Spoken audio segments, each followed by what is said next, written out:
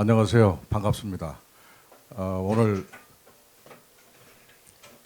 크리스마스가 얼마 남지 않은, 이틀밖에 남지 않았는데 그 크리스마스를 앞두고 오늘 이 자리에 제가 와 보니까, 전에 제가 사전 답사로 여기를 한번 온 적이 있었습니다. 왔는데 굉장히 여기서 어떤 형태로 이 콘서트가 진행이 될 건지 무척 궁금했거든요. 그런데 오늘 이렇게 와서 진행되는 그 준비하는 그런 과정을 보면서 굉장히 기분이 좋았어요.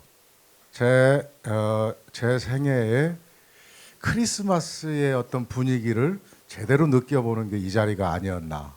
제가 이제 거의 60이 돼 갑니다. 그런데 그런 감정을 이 젊음이 넘치는 대학로에서, 또 기술을 얘기하는 이 기술 인문 창작소에서 그런 그 크리스마스의 감정을 제가 사실 느꼈습니다. 그것은 음악이 또 주는 그 굉장히 아름다움이 있었기 때문에 그게 가능했다라고 생각을 합니다. 그래서 오늘 전반부에 음악을 연주해 주신 그 재즈 그룹에게 굉장히 감사를 드리고, 오늘 이렇게 여기 오신 분들하고 좋은 시간을 갖게 돼서 감사를 드립니다.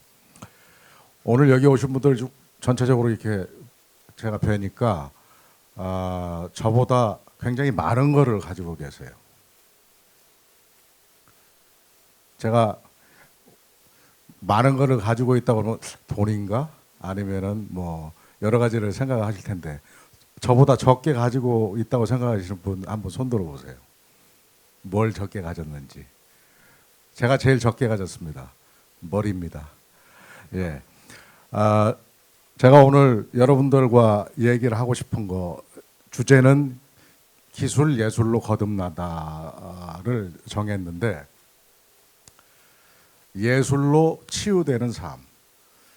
제가 조금 전에 말씀을 드렸지만 저는 음악을 사실 했는데, 제가 굉장히 어렸을 적에 갖고 있었던 꿈을 제가 잃어버렸을 때에 사실 음악을 시작을 했습니다. 여러분들처럼 그렇게 많은 머리를 가지고 태어났고 잘 관리를 하고 학교를 다녔습니다. 운동도 많이 했고, 뭐 초등학교 때는 야구 선수, 중학교 때는 핸드볼 선수, 뭐 고등학교 때는 검도, 운동도 많이 했고 남들 하는 뭐 공부도 그런 대로 했습니다. 그런데 고등학교를 1학년을 마치고 2학년으로 올라간 그때쯤인데, 제가 학교에서 수업을 마치고 집에 가니까 어머니가 머리 뒤에 동전만한 그 구멍이 났다는 거예요. 그래서 이렇게 만져봤더니 거기가 미끌미끌한 거예요. 지금 요즘 말하는 원형 탈모증이라는 거죠. 여러분들 원형 탈모증이라는 게 사실은 뭐 병이 아니고 증이라고 얘기를 하기 때문에 그렇게 심각한 건 아니었겠지만, 제가 그 후로 3개월 만에 저는 머리에서 발끝까지 몸에 있는 모든 털이란 털은 다 빠졌습니다.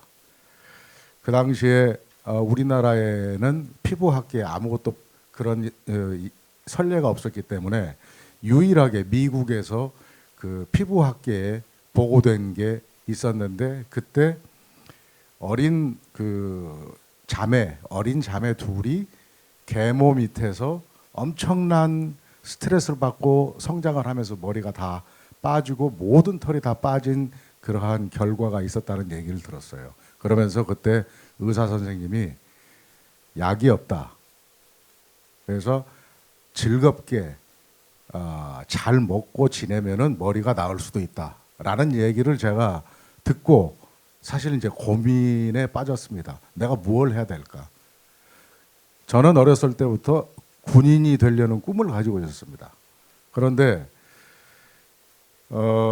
머리가 없으면 군대를 가기가 쉽지 않아요. 사실 완전히 머리가 다 빠지고 난 다음에 내가 뭘 해야 될지를 잃어버리고 가장 그 예민한 사춘기 시절을 보낼 때 중학교 시절에 제가 음악 시간에 클래식 음악을 이렇게 감상을 많이 했었는데 그때의 음악 선생님이 클래식 음악을 들려주면 그 음악 감상이 끝나고 난 다음에 이게 수업이 끝나고 나오면 뭐 친구들이나 이런 그 다른 친구들하고 이렇게 좀 뭐 싸우거나 좀 별로 좋지 않았던 그런 것들이 제 마음이 순화가 되면서 내가 먼저 미안하다. 내가 좀 너무 심했다라는 그런 사과의 말을 했던 기억이 생각이 났습니다. 그래서 제 마음을 순화시키고 달래줄 수 있는 게 음악이 아닐까라는 생각을 해서 사실 음악을 시작을 했고 그리고는 음대를 가게 됐죠. 그래서 노래를 하게 됐는데 노래를 하면서도 사실은 저는 연주가가 되겠다라는 생각보다는 이 음악으로 나를 치료를 한다는 그런 생각으로만 사실 살았었습니다. 어쨌든 제가 말씀드리고자 하는 것은 음악은 저에게 있어서 제 삶을 치유했다라는 그러한 말씀을 사실 제가 드리고 싶은 거고 여기에 계시는 여러분들이 어떤 형태로든 삶의 어려운 부분, 십자가가 있을 겁니다. 그럴 때에 그런 것들을 치료할 수 있는 게 무엇이냐. 그거는 때로는 자연을 접하거나 또는 운동을 하거나 또는 뭐 그림을 감상을 하면서 자기 마음을 순화를 하거나 여러 가지 방법이 있겠죠. 여러분들이 각자의 생활 전선에서 살아가고 있지만 어떻게 보면 우리가 힘들게 살아오면서 느끼지 못했던 그런 문화예술에 대한 경험이 사실은 여러분들이 잘 접하지 못해서 그렇지 그런 시간을 접하게 된다면 여러분들의 삶에 굉장한 부분을 어려웠던 그런 부분들을 아픈 부분들을 치유해 줄 수 있는 게 그것이 문화예술이다라는 것을 저는 사실 오늘 말씀을 드리고 싶은 겁니다.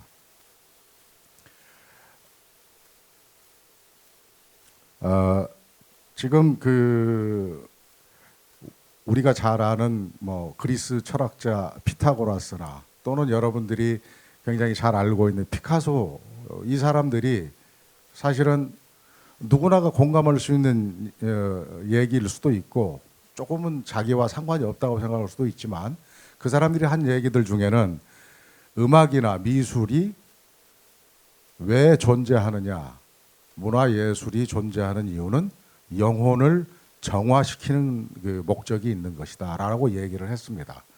그러니까 그러한 얘기를 제가 이렇게 쭉 제 인생을 돌아보면서 실질적으로 저는 그런 어려웠던 시절 순간순간을 겪으면서 문화예술의 힘이라는 것이 얼마나 위대한지를 사실 몸으로 사실을 느끼고 살아왔고 지금도 문화예술 속에서 살아가고 있습니다.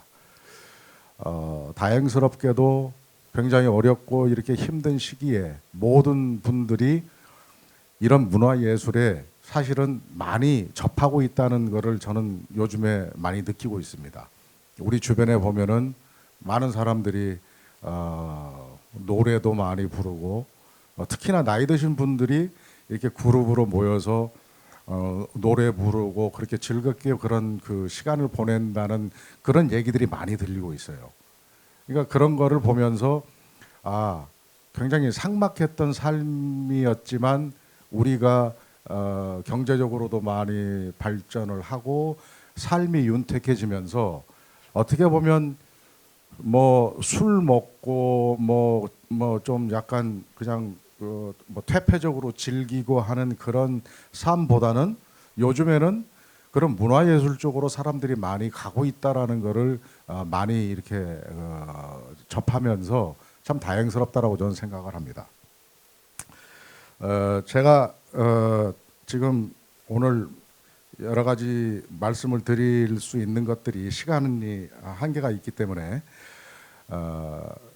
산업 기술인들에게 있어서의 문화 예술이라는 것이 어떻게 접목이 돼야 되느냐라는 거를 생각을 해봅니다.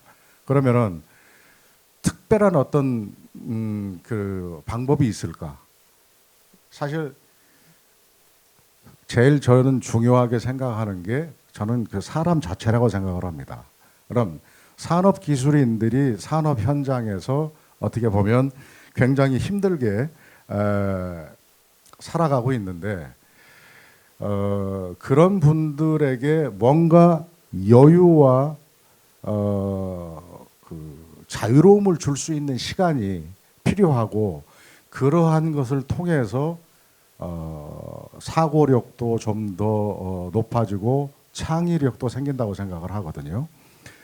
그렇기 때문에 그런 분들이 문화예술을 접하고 즐기는 그런 시간이 주어져야 된다고 생각을 합니다. 근데 요즘에 많은 분들이 조금씩은 그런 거를 접하고 사는데 어떻게 보면 저희 그 한국에서의 지금 여러 가지 일어나는 현상들이 되게 어렵고 힘들다고 그러지만 많은 분들이 문화예술의 현장을 찾아가는 그런 그 것들을 많이 저는 듣고 있습니다. 그리고 실질적으로 옛날에는 뭐 잘 먹고 잘 살고 뭐 아파트를 몇 평을 가지고 있고 어떤 자동차를 가지고 있고 이런 걸로 자기의 어떤 신분을 업그레이드 시키려고 하는 게 대부분이었다면 요즘 들어서는 뭐 한 달에 한두 번이라도 음악회를 가고 그림 전시라도 보고 또 뭐 산에도 가고 그러니까 이런 그런 그 문화예술과 접하는 그런 것들이 굉장히 중요하다라고 느끼고 살아가는 그런 우리 사회의 모습을 보면서 참 다행이다라는 생각을 하고 우리의 교육 자체가 입시 위주의 교육으로 가다 보니까 어떤 인간적인 인문학적인 교육을 하질 못하는 그런 시스템으로 정착이 되어 있는데 이제는 어려서 그런 그 교육을 받질 못했지만 나이 드신 분들이 평생 직장, 평생 교육을 통해서 이런 그 문화예술을 접하고 이렇게 살아갈 수 있다라는 것이 굉장히 다행스럽다고 생각을 합니다. 그리고 사실은 이런 그 기술 창작소에서 인문 융합 창작소에서 이러한 기술과 인문의 융합에 대한 것들을 얘기를 이렇게 하는 것을 보면서 사실 저는 굉장히 다행스럽게 생각하는 게 개인적으로 그 한국기술진흥원을 이끌고 계시는 이 정 원장님이 사실은 이런 그 문화 예술 뭐 아까도 강의하실 때 보셨겠지만 그림을 얘기하고 음악을 얘기하는 이런 분들이 좀 더 많아져서 그런 분들이 자기가 서 있는 곳에서 이런 문화예술을 얘기를 자꾸 할 때에 어떤 면에서는 우리에게는 더 큰 힘이 되고 그런 것들이 우리 사회를 제대로 이끌고 갈 수 있는 힘이 되지 않나라는 그런 생각을 합니다. 아까 이게 피타고라스를 얘기를 했고요.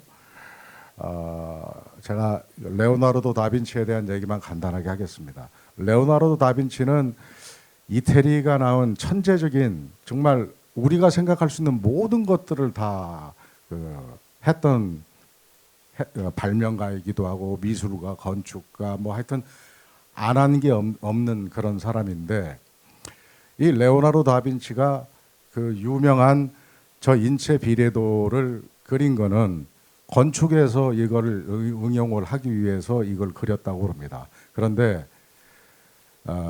모든 문화 예술을 하는 사람들 중에 특히나 레오나르도 다빈치나 미켈란젤로나 또는 라파엘로 르네상스 시대를 이끌었던 이 3대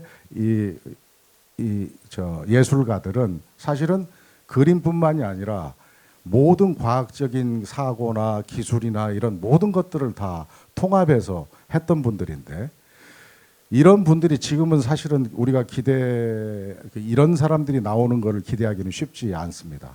하지만 이 사람들의 업적을 통해서 어떻게 보면 문화예술이 꽃을 피웠고, 이제는 그런 문화예술이 산업 기술인들에게 어떤 새로운 그 사고력을 주고 그들을 접함으로 인해서 자기의 서 있는 곳에서 어떤 자기의 좀 지식을 더 높여가는 어떤 그러한 삶으로 갈 수 있는 그러한 시간들이 만들어져야 되지 않나라는 생각을 합니다.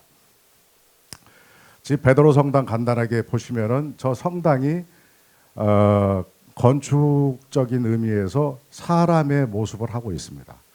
머리와 양쪽 팔을 두르고 있는 그리스도의 형상을 하고 있는데, 이 성당 안으로 들어오라는 그러한 이미지, 이거는 또 우리의 신체를 갖다가 표현을 했다고 그러죠. 그러니까 이러한 것들이 전부 다 사람 중심에서 나온 것들인데, 이거를 제가 2주 전에 로마를 방문하고 또 이렇게 보면서 참 건축이라는 것이 대단하다라는 걸 생각을 했고, 그 길거리를 걸으면서 우리가 우리나라 길거리를 걷는 거와 그 유럽의 길거리를 걷는 거와 눈으로 보는 게 너무나 달라서, 그냥 아무것도 하는 것 없이 길거리를 걸어도 유럽의 거리를 걸을 때는 너무나 즐거운데, 한국의 거리를 걸을 때는 너무나 상박하다는 그런 생각을 하면서, 우리도 좀 그런 부분에 있어서 문화예술적인 감각을 가지고 이런